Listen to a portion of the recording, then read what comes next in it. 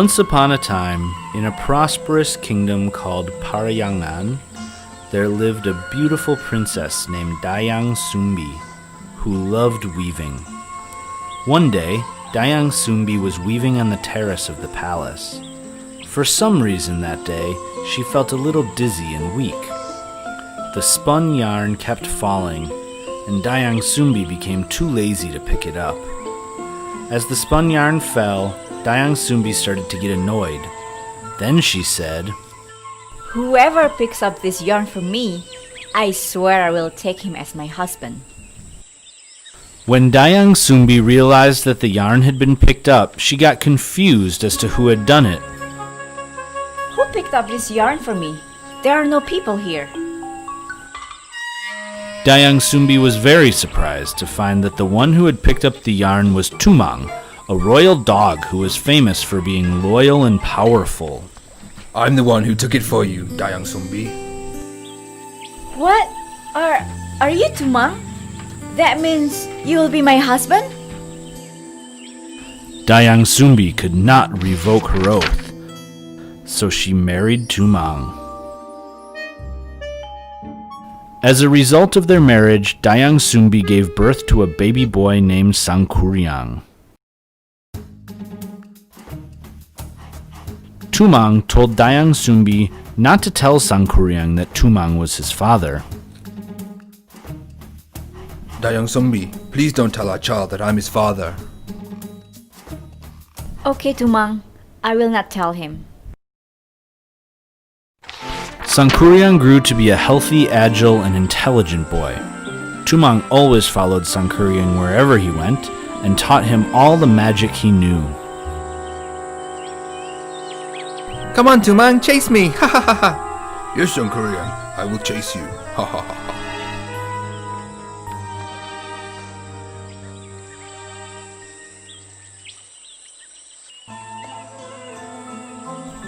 Sangkuryang thought Tumang was just a pet. He did not know that Tumang was his father. One day, Dayang Sumbi asked Sangkuryang to go hunting to get food for a party in the palace. Sangkuryang, my child, go hunt in the forest with Tumang. We need meat for the party. Yes, mother, I will definitely bring back a lot of meat. Sangkuryang went to the forest accompanied by Tumang. Unfortunately, when night fell, he still hadn't found any success. Annoyed, Sangkuryang killed Tumang and handed over his meat for the palace party. Dayang Sumbi did not know it was Tumang's meat. She thought it was meat from the hunt. Mother, this is what I got from the hunt for the palace party later.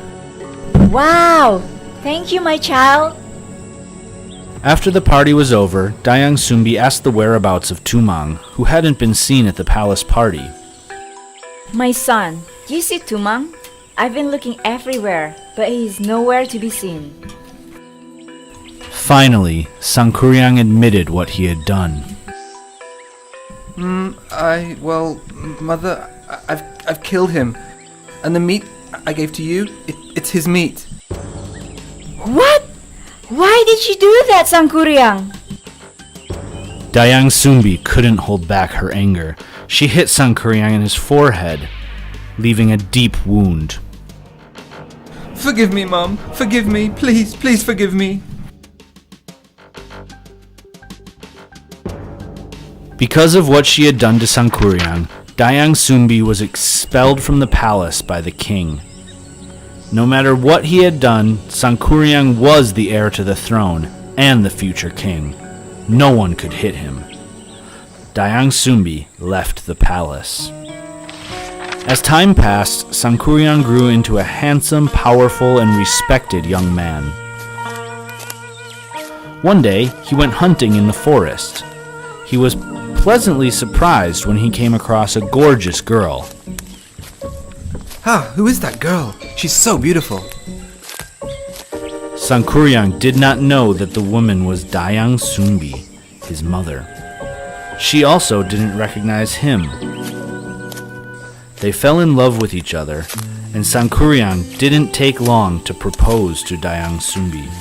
Dayang Sumbi accepted the proposal. She still did not know it was Sangkuriang, who had grown up. All right. I'm willing to be your wife. You are a handsome young man. However, before their wedding day, Dayang Sumbi noticed the scar on Sangkuriang's forehead that was precisely the same as her first child had had. Oh my god! This young man is my son Sangkuriang. The scar on his forehead is still there. He is indeed my child. Dayang Sumbi immediately looked for a reason to cancel her marriage to Sangkuriang. Sangkuriang, you can marry me, as long as you can fulfill my request. What is your request, O beautiful girl? Dayang Sumbi had thought long and hard to come up with a request that Sangkuriang could never fulfill. I want you to turn the valley into a dam and make a boat to cross the water. It must be finished before dawn. Dayang Sumbi's request was difficult, but Sangkuriang did not want to lose Dayang Sumbi. Okay, I'll make all your requests come true. Sangkuriang harnessed all his magic powers. He invited spirits and jinn to help him. These powers had been taught to him by Tumang, his father.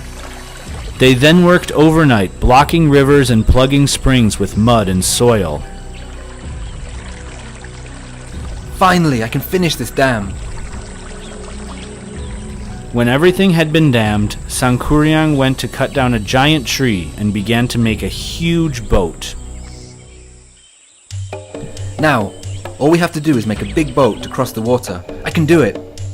Dayang Sumbi began to get nervous because Sangkuriang had almost finished the task, and dawn was still far off. Oh no! I have to stop Sangkuriang before dawn. Dayang Sumbi prayed earnestly to God that Sangkuriang would fail. Oh God, how can I marry my own child? It is impossible. Please make the dawn come quick so that all the spirits leave and no one helps Sangkuriang to complete the boat.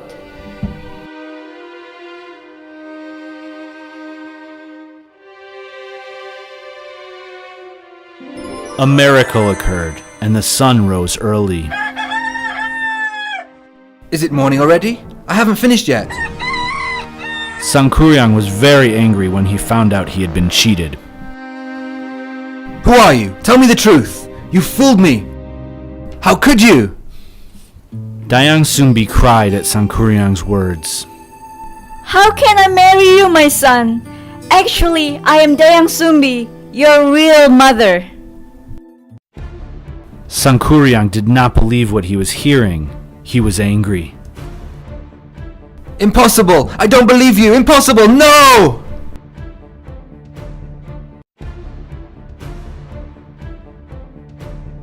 I am your mother, Sangkuriang, your real mother. Then Sangkuriang kicked the boat, which flew far away. The boat came to rest upside down and turned into a mountain, which is now known as Tangkuban Perahu Mountain.